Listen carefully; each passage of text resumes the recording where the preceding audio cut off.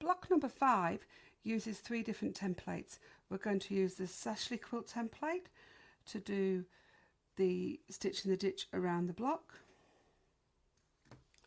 We're using the Circles on Quilts Spinning Wheel 36 to complete this centre design, and we're also going to use the straight ruler to complete the cross hatching design.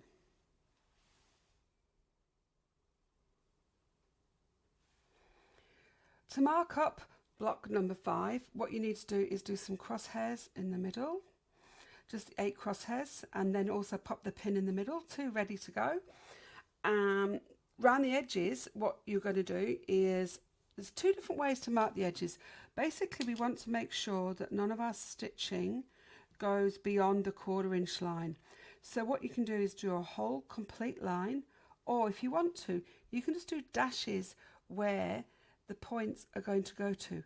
So then you don't actually have to draw the whole line in, but we do know then when our point comes down to here, oh, that's where we're going to, and back up. So that's just a couple of ways.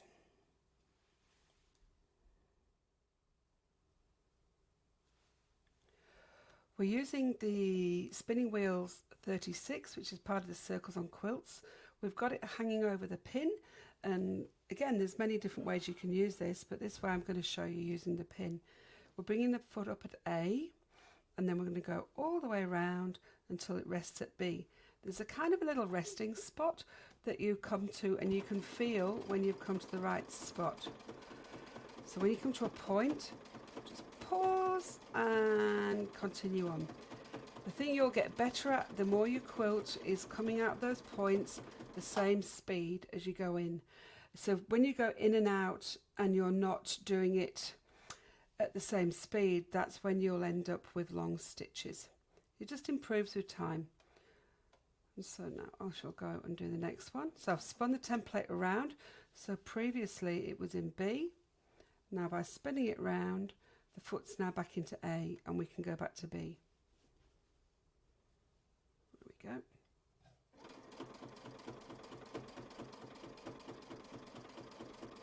Up to the point.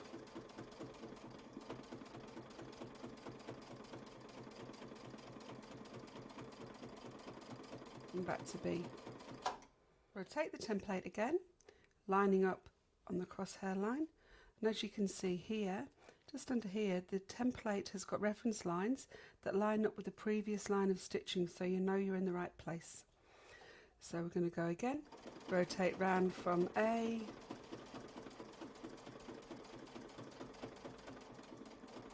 through to B.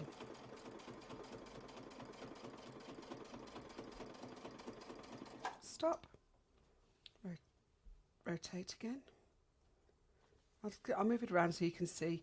As you know, you don't need to do this for yourself. You can just keep it in the same plane, but it just helps you guys to see.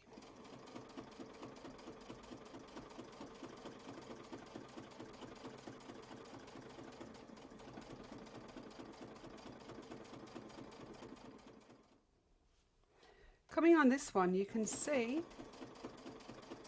how the previous stitching line can be shown up with the reference line. Let's bring it down here to B. Just rotate that round so you can see. So the previous line is here over the existing stitching line. Coming up to the last one now, we can see this reference line is over the existing line of stitching. I've pulled out my 2 threads that were from the beginning. Just to explain, I like to thread this one in because it's not been stitched over a lot of times. So what I will do is when I've finished, I will thread that end in. I want to make sure my needle is going to end up in exactly the same spot. So for this, I would use my spacer gauge and make sure that I am a 1/4 inch away from that point at all points, so that, there we go, my needle will end up in exactly the right spot. If you need to make an adjustment, do, because every stitch you put into a quilt changes it ever so slightly.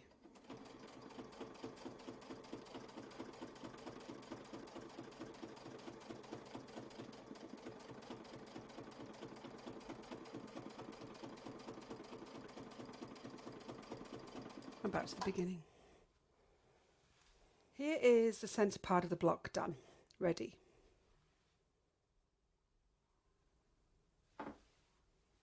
What we're going to do is the cross hatch lines. For this we're going to use a straight ruler, but also the spacer gauge, because I've already brought my foot up, and I'm just going to move it along so that it's in that corner point, a quarter of an inch in from both sides. I'm going to lay up my straight ruler. Now what I don't want to do is lay it so it's up onto the point. Remember, you've always got the quarter inch of the foot. So I'm going to make sure that's straight. Use my stitching line disc to see where it's going to pass, and so now I know when my foot comes up with the needle, it's going to finish exactly in that point.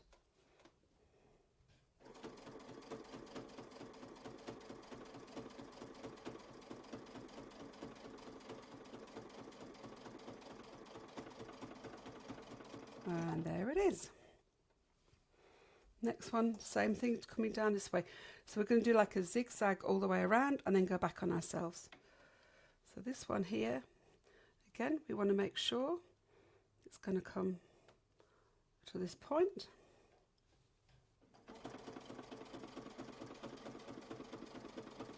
You don't want to lose your points to the outside of your work, which is why we always stop points within the quarter inch line so that we don't lose those. If we're doing straight line quilting, that's when I do actually go off the edge, because you want those lines to finish within the binding. But points, so remember, points to finish inside, lines to finish outside.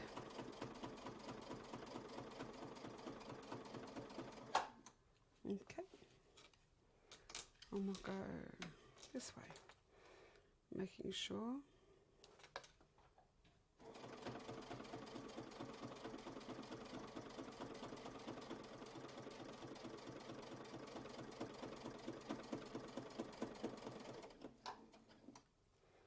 Okay, I'll move that around so you can see. So that's our first line that we've done. Now to go back and finish this side, because we're going to do it on this side and this side. So what we can do is travel outside the edge of the quilt, come up the outside here, or up the ditch if it was within the table runner, and then back to your point. Let's move it around here. Again, you're using your spacer to make sure you're heading to the right spot, and away you go. This is a really basic form of cross-hatching. Cross-hatching with a straight ruler is such an easy thing to do, and so good for a variety of styles of quilts. So it's one definitely to think about learning. Almost done. We've done both sides with our cross-hatch. I just wanted to show you something here. So we're at that point. Now we're going to go back up here. Now this is the point where we can then do our stitch in the ditch, because we're in the right spot for stitching in the ditch around that centre block. So try and get your timing sort of right, so that when you are in the right spot to do something, you think, oh, I could just do that there then, rather than thinking, oh, I've got to stop and start my threads again. So I'm here now. I'll turn it for you guys. You will not turn your work half as much. I'm just going to swap over to the stitch in the ditch ruler and pop that in. I love this ruler. It's going to be, I'm just going to quickly stitch back to this position and then just finish off the edge. So I'll just do it down here, as we did, just as we did before when we did the other block. It's a great ruler because nothing can wriggle out of the way.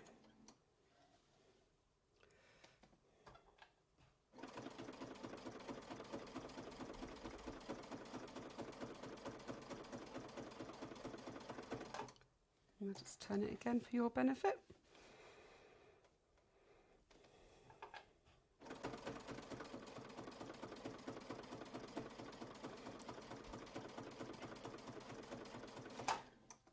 If I'm going to be doing some travelling over a line, I like to do the stitch in the ditch line first, because then when I get to doing the travelling over that line, what I can do is use the stitch in the ditch line to actually follow, and that keeps my work much neater. And so when we do the other sides, I'll show you what we do for that.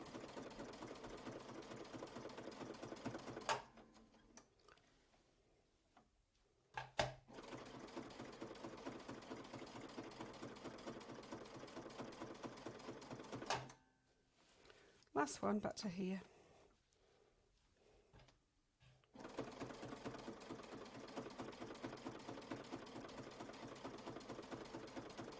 So I've not broken thread at all yet, and so when I come back to this point,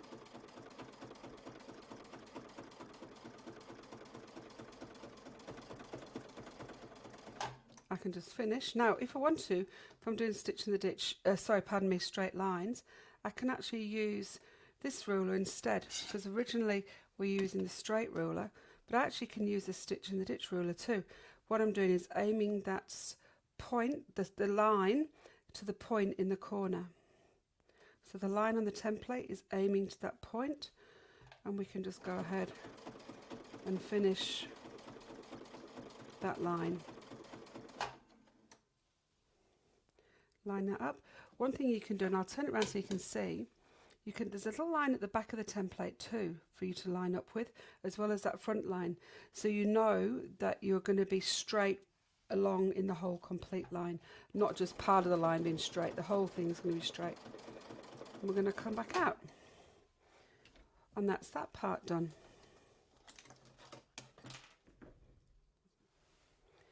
Finish the crosshatch.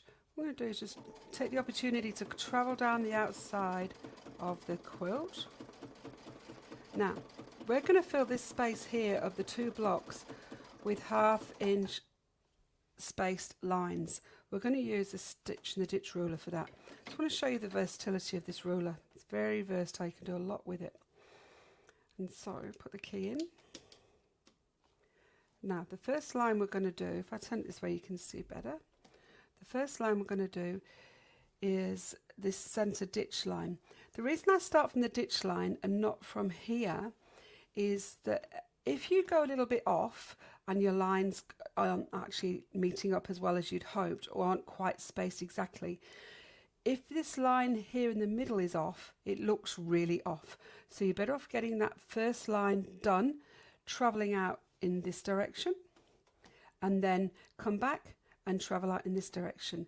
Then everything where your eye goes to the join will look even if you're not quite even. So that's a good thing to remember when you're doing that sort of thing, guys.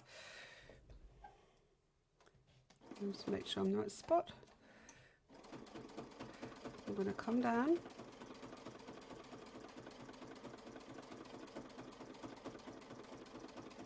I just need to move the ruler a little bit. Remember, you can line up at the back as well as at the front.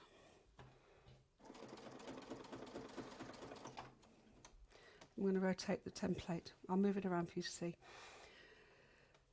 This is where we had the stitch in the ditch line done before, because what we're going to do is we're going to travel down 1/2 an inch and then back out again. But by having that stitch in the ditch line down first, what it means is that we can aim for that line instead of thinking, oh, am I in the right place? I'm not sure. But by having it there in the first place, you can just follow that line exactly and then go to the outside. So I'm lining up here and behind. I'm going to come down. Now you sort of have to guesstimate the first 1/2 inch. Now if I stitch this line where it is lined up on this side here, that would just be 1/4 inch, and I actually want 1/2 inch. So I'm going to go down a little bit further, and I'm going to then put this template this way around. So you can see I've gone a little bit too far. And one back this way. So then now you can see we've got the 1/4 inch here for the foot, and then the 1/4 inch here, which is lined up with that line. And then we're going to go all the way out to the outside. It's a really invaluable little tool.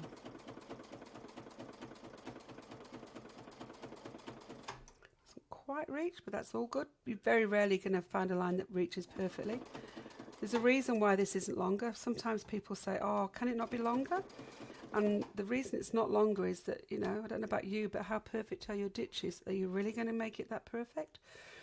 Probably not. So you'd often, if it's too long, what you'd end up doing is sort of not lining up as well as when it's shorter. So I've just lined up now with that previous line above, coming along, reposition slightly, and then I can come down slowly when you're traveling. Just line up the template, not quite there yet. And maybe half a stitch too far. That's perfect. And then back again. So you're getting beautiful 1/2 inch spaces all the way from that center line.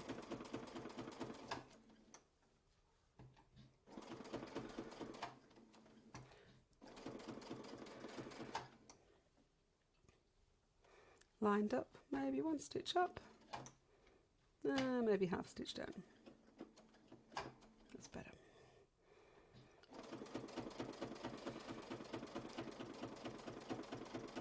There's a lot of line work in one of the another There's a lot of line work in pattern number 3, the feather play cushion, and we use this to do that pattern because it's actually much more accurate in the circumstances that we're doing in that to make that line. So just a little bit down.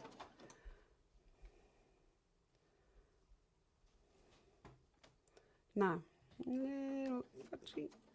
There we go.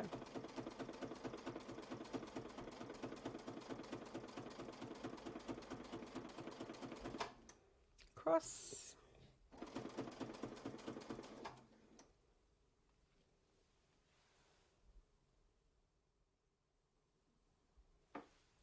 Got our lines nicely spaced here. We're going to start again from here and go up this way. So we can line up going that way, all the way to there. And the end result will be here, where we've got perfectly spaced lines on both sides, travelling along that ditch line so that you've got a nice, neat, even edge. Nice little block, lots of skills in that block.